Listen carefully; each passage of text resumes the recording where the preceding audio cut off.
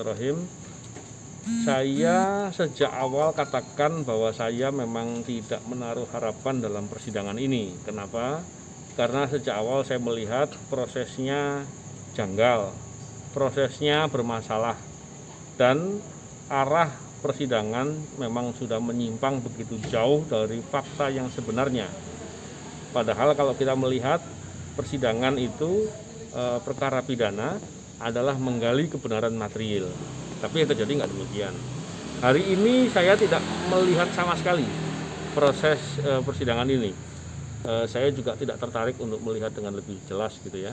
Tapi tadi setelah putusan, saya diberitahu, dihubungi oleh beberapa kawan, kolega, mereka menceritakan bagaimana putusan hari ini. Putusan disampaikan yang saya peroleh informasi sama fakta-fakta yang disampaikan oleh hakim dengan yang disampaikan oleh jaksa penuntut umum, sehingga apa yang saya katakan janggal dan bermasalah itu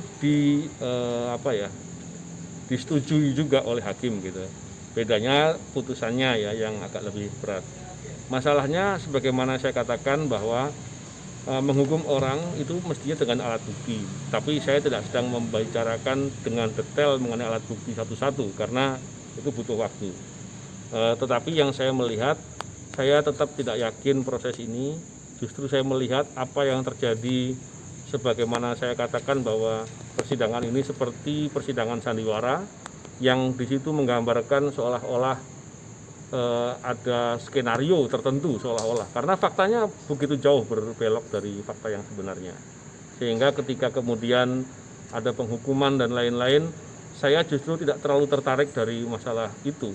Tapi fakta yang begitu jauh belok itu problemnya adalah akan seolah-olah tidak perlu lagi untuk mengungkap pelaku yang lainnya, seolah-olah tidak diperlukan ada siapa aktor-aktor di atas dari eksekutor itu. Walaupun apakah itu eksekutor atau bukan, sampai sekarang saya tidak yakin. Saya kira kalau apa yang dikatakan hakim tadi dalam putusan bersesuaian dengan jaksa, saya juga melihatnya tidak yakin. Kepentingannya bukan sekedar saya ingin membalas. Bukankah saya sudah katakan bahwa saya maafkan pelaku, saya tidak pernah bicara terkait dengan kepentingan untuk membalas dan lain-lain ya. Jadi kepentingannya bukan masalah pribadi saja ini. Kepentingannya adalah masalah penegakan hukum. Bukankah kita tahu semua serangan kepada orang-orang di KPK tidak ada satupun yang diungkap. Bahkan orang-orang aktivis anti korupsi lainnya juga banyak yang nggak diungkap. Ketika melihat itu semua, saya justru melihat ada apa ini semua. Satu-satunya perkara serangan kepada petugas anti korupsi yang diproses adalah terkait dengan diri saya dan persidangan ini, dan ternyata persidangannya justru menggambarkan seolah-olah untuk menutupi pelaku yang sebenarnya. Ini berbahaya, dan tentunya saya khawatir ini seolah-olah menjadi berbahaya bagi orang yang mau berjuang memberantas korupsi di Indonesia, seolah-olah seperti ancaman. Jadi saya kira tentu saya prihatin, semakin tidak tampak keberpihakan negara untuk upaya memberantas korupsi di Indonesia. Semoga ke depan hal ini tidak terjadi lagi, semoga ke depan kita bisa melihat harapan dengan lebih baik. Walaupun fakta peristiwa yang sekarang ini tidak boleh dimaklumi. Semoga pada saat lagi yang lain nanti kita punya kesempatan untuk melihat ini menjadi hal yang lebih serius. Seperti itu. Ya, Bang, masih ada harapan aktor di balik ini ya? Bisa terungkap, Bang? Masih punya harapan nggak, Bang? Harusnya iya, karena penjahat tidak boleh dibiarkan ya. Saya kira saya meyakini aktor-aktor di balik serangan kepada orang-orang KPK selama ini aktornya sama kok.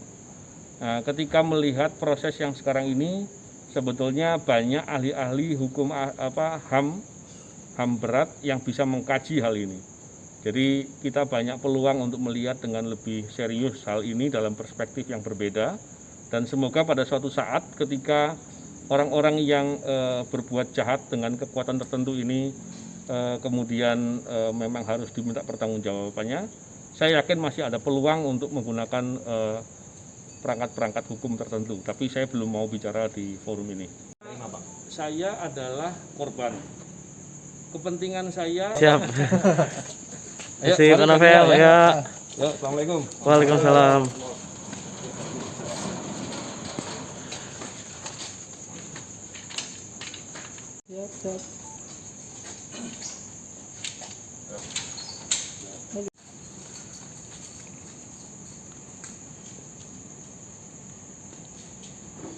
Terima kasih sudah nonton. Jangan lupa like, subscribe, dan share ya.